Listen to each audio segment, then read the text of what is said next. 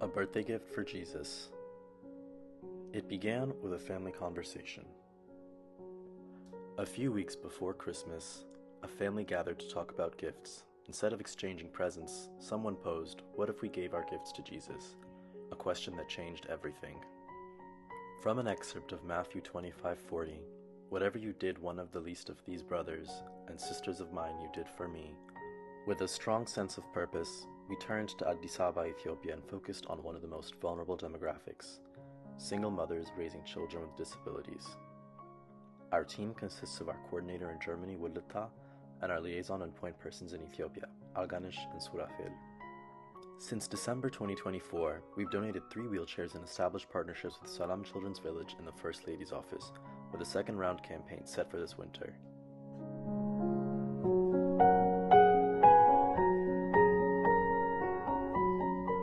Tigis used to carry her son Nathanael on her back wherever she went. They now have a new home, a wheelchair, monthly support, and furniture from a generous donor.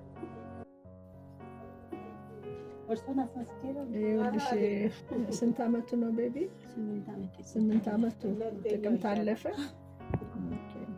እሺ አሁን ምን ስራ መስራት ትችያለሽ? ትንሽ ገንዘብ ብታገኝ።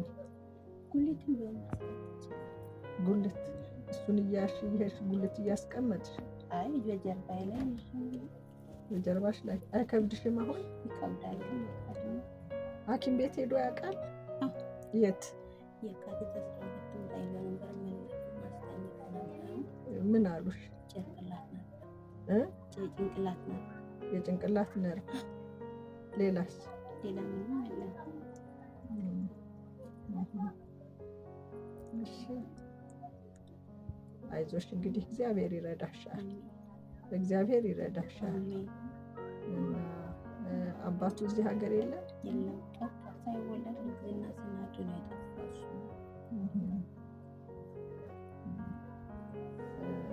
እግዚአብሔር ይረዳሻል። እንግዲህ የሕክምናው ነገር በቃ አልቋል። አይ ከታመመ ይዘሽ ምን ተብዬ ነው እዛ ተውኩት። ዘንጊዜ ምንም ቀስ በቀስ ይነሳል ተባለ። አሁንማ ይሻላል ከበፊቱ እንዲሁ አሁን ይሻላል። አሁን ምንድን ነው የሚሆነው? ምንም ይጫወታል፣ ሰው ለይቶ ያውቃል። ከበፊቱ አሁን ይሻላል ለውጡ ራሱ። Ain Alam, a single mother of 2, receives monthly support and educational access for her son Yabsara. Samira faced eviction while caring for her daughter Eliham, who lives with multiple handicaps. She now has monthly support, a wheelchair, and a renewed sense of hope. ልጄን የሰጠ አምላክ ደግሞ ረቶኛል። እንግዲህ በሌላ ነገር ባላገኘውም ባለቤቴ እንደጣላ፣ ቤተሰቦቼ እንደጣላ፣ ሀገሬን ጥዬ እንደመጣው አይደለውም። እኔ አሁን ልጄን አልጥላትም። በቃ እናንተ ከጣላችሁ እኔ በቃ ከሞትኩትም ከሷ ጋር ሞታለሁ፣ ከኖርኩም ከሷ ጋር ይኖራለሁ በሚለው ተስፋዬን ቆርጬ ነው ልጄን አንጠልጥዬ ከገጠር ያወጣሁት። ገጠሩም የሄድኩት ሲጀምር ለመውለድ ነው የሄድኩት። ወልጄ እመለሳለሁ በሚለው ነው በባለቤቴ አማክሬ የሄድኩት። ስትታመም እሱ ደግሞ ያሳመምሽው አንቺ ነሽ፣ እዛ ወልደሹ ምን አድርገሽ ነው ያመጣሽው በሚለው አድራሹን አጥፍቶ እሱም ጠፋ። ስጠፋ አሁን ግራ ገባኝ፣ ማግቢያ መውጫ አጣሁት። አክስቶቼም እንግዲህ አይን አነሱብኝ። አንድ አክስቴ ያለች ጋር መርካቶ፣ እሷም አይን አነሳች። በቃ አይ እኔ ሳሰሪ እዚህ ጋር ልጅ ይዘሽ ቁጭ ለማለት የማንም ዲቃላ ይዘሽ ቁጭ ልትይ እኔ ቦታ አልሰጠም ብላ እንትን ስትለኝ ከመርካቶ እንደገና አንድ ጓደኛ ያለች እዚህ ሰፈር እሷ ጋር መጥቼ ማደር ጀመርኩ። አንድ ሳምንት ካደርኩ በኋላ ከሰው ሆኜ ነው የጥበቃ ስራ አግኝቼ መስራት የጀመርኩት።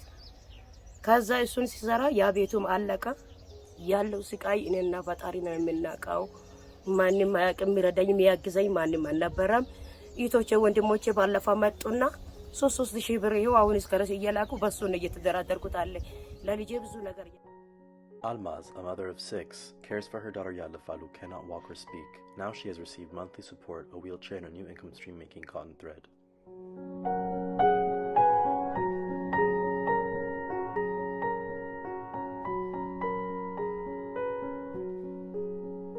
These stories are more than statistics. They are lives transformed by love, by faith, and by God and His children working together. These contributions amount to more than just money. They are dignity, hope, and community. These accomplishments were greatly blessed by God. This Christmas, we plan to sustain and expand. Would you like to join in giving a gift for Jesus? For more information, contact Walita at walitabazaba@gmail.com.